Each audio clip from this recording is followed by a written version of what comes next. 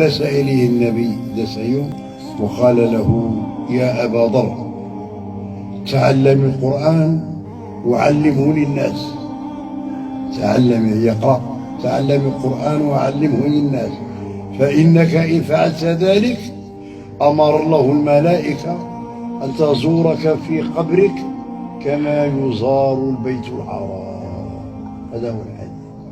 درجة عالية لأهل القرآن. أهل القرآن هنيئا لهم، بشراهم حيث أدرجت النبوة في صدورهم. النبوة راها في صدورهم إلا أنهم لم يوحى إليهم، مع الوحي ما يجيوش، ولكن النور تاع النبوة راه في صدورهم بالقرآن. الإنسان اللي عنده شيء ولا بس ماذا بيه يقرأ القرآن باش يكون له صدقة جارية عندما يقبر ويكون في قبره وحيدا فريدا في الظلام الدامس حيث لا شفقة ولا رحمة إلا الظلمات والويلات والعقبات وما أدراك. في ذلك الوقت الرهيب يدخل عليك القرآن في قبرك ويسلم عليك ويأتيك في زي قاهر من الجمال. تستأنس أنت في قبرك وتعرف أن الأحبة مشاو عندك، مشاو أولادك وعائلتك كلهم بالقناطر المقنطرات على الدرهم ما يقعدوش معك، يخافون منك لأنك أصبحت جيفة. يقولوا صايرة مات هذا كله جيفة بعد العز.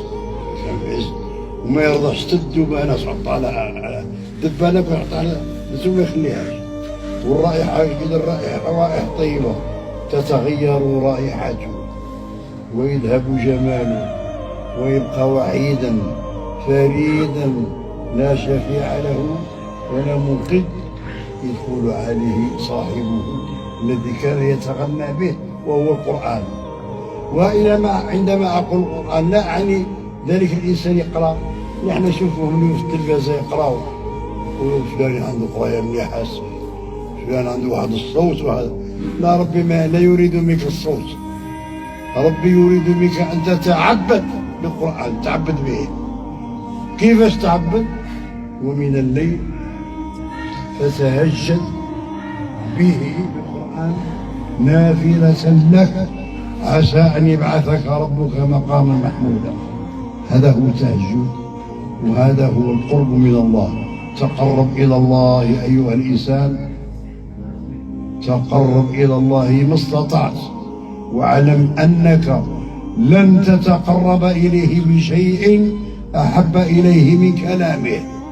ما كان حاجة اللي ربي يقبلها في القلب تحب تقرب من الله، ما كان حاجة اللي يحب بالقرآن.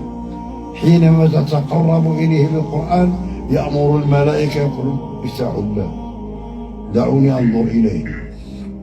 فيشوف هذا صاحب القرآن ويعطف عليه ويبتسم له ويقول لهم: لبسوا له الحلة، لبسوا له حلة الذهب، عباية خاصة تاع الجنة، توجوه بالتاج، ديروا له التاج، أكرموه لأنه حبيبي، هذا حبيبي. وأنت كي تكون حبيب الله تكون لك كيفك. لماذا تصل إلى هذه الدرجة؟ بالقرآن. هذا هو القرآن اللي عندنا اليوم أصبحنا نتغنى.